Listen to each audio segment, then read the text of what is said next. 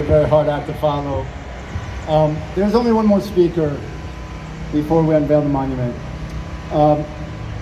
When we held a nationwide competition for monument artists for the three parts of the state, we received a tremendously large number of submissions. And when the committee that selected the monument artists chose the three artists, one for southern New Jersey, one for central New Jersey, and one for the north, we weren't supposed to politic.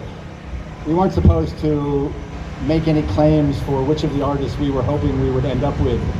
I'm not saying we did any politicking. I'm not saying that we stated a preference.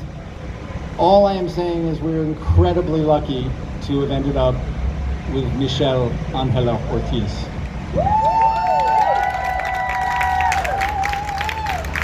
Michelle is not only a tremendously gifted artist, whose work can be seen throughout the state of Pennsylvania, throughout much of the United States, indeed globally.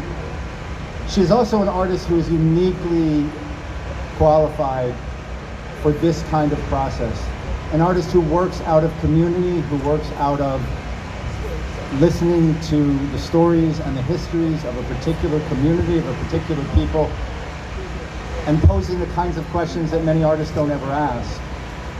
Her work is not only informed by the community, it is in fact derived from the community. And as you will see today with the unveiling, she has managed in what is one of the most eclectic and diverse parts of the United States to represent the entire tapestry. Not every single group, that's not possible. There are over 98 different ethnic groups in the state of New Jersey, but has managed somehow to touch on all of the parts of the immigrant and migrant experience in these 5 different elements that comprise this monument. I have had the best time working with Michelle. I just have to say that it has been a total pleasure. Dolio, her husband, can be a little difficult. No, he's wonderful as well. It's just been a pleasure the whole way through this process. And that's not always the case. There are artists who are difficult, there are artists who are incredibly demanding, there are artists who are just not that good. But in fact, with Michelle, we have somebody who managed to not only tick all the boxes, but exceed all the expectations. I'm not going to say anything else because you'll see the work once it's unveiled. I do want to turn this over for some last words from Michelle to talk about her work. So Michelle,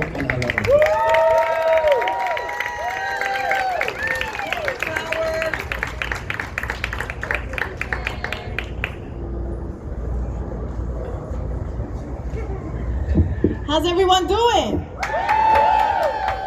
I'm adjusting this because I'm small and mighty. Okay, first, thank you, Tim, for your words, and Dr. Fulmore, thank you, and Mayor Sajay, thank you so much. I also want to just give it up to Tim and Farhana for your support, connection, knowledge, and when as an artist visiting, I always think about who are the people that are doing the work. You guys are doing the work and have made connections and bridges to the people doing the work. And for that, I'm so grateful because that then has informed and inspired these monuments that we are about to see. So again, welcome everyone. This is, as Tim said, this is a culmination of months of hard and intense work, and I am honored to bring these stories of migration and labor to life. And what an honor it is to have monuments here in Paterson, representing North New Jersey. First, I want to share my connection to the themes of this project and what brought me to even apply for this project. My grandfathers both were land workers from Colombia and Puerto Rico. My grandmother would cook for workers on the field and sew to make ends meet to feed her children. My parents, who are here today, Epifania and Miguel, immigrated to this country, like many immigrants, and migrants and had to work hard through discrimination and inequities. As a child, I would leave drawings on the kitchen table when my mother returned home at 2 a.m. from her second job cleaning offices. The drawings were a way to bring her joy after long days of work.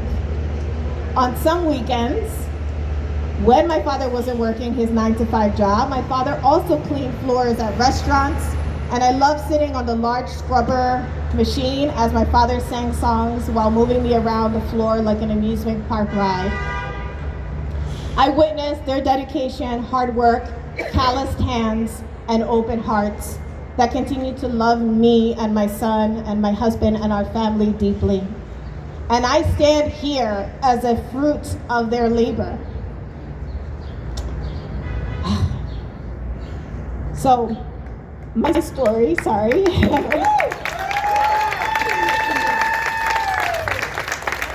I saw my mom cry, so I was like, sorry, I got emotional. So, my story and values align with the hard work and struggle and love found with all the migrant and immigrant communities here in North New Jersey. In conversation with the existing monuments that we have here in City Hall, created by an Italian immigrant Paterson sculptor laureate, Gaetano Federici, my five monuments are in conversation with these monuments as well. These 5 monuments, entitled Carriers of Light and Labor, are a series of honoring the workers, migrants, and organizers who have shaped North New Jersey. Each monument centers real community members whose lives embody broader histories. Together, these monuments assert that labor, migration, and collective struggle are the true engines of this country. I'm going to speak briefly about each one of the monuments that we will be unveiling. Monument 1, which is right here in front of us, the yellow monument, represents the theme of justice and resistance.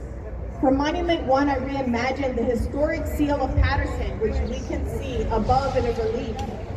The seal of Paterson has a male worker at the center, cultivating the land with honor and labor around the soil.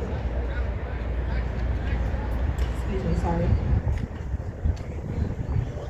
Around the soil, around him. And here I placed in this monument Rania Mustafa, a Palestinian woman, activist, community leader, mother, and immigrant in Paterson at the heart of that image. Rania is shaped around that, and she is shown planting an olive tree. The simple act carries so many layers because it is about labor, and it's about cultivation, about planting new roots for our families and communities on this land. And it also connects her directly back to Palestine. The olive tree becomes a bridge between her homeland and Paterson. She is wearing her traditional Tatrice dress, and that embroidery is a form of storytelling and memory keeping. It also honors all of the women who do that work, whose hands carry culture forward. The composition is built again as the seal hugs her body, and it really comes to life.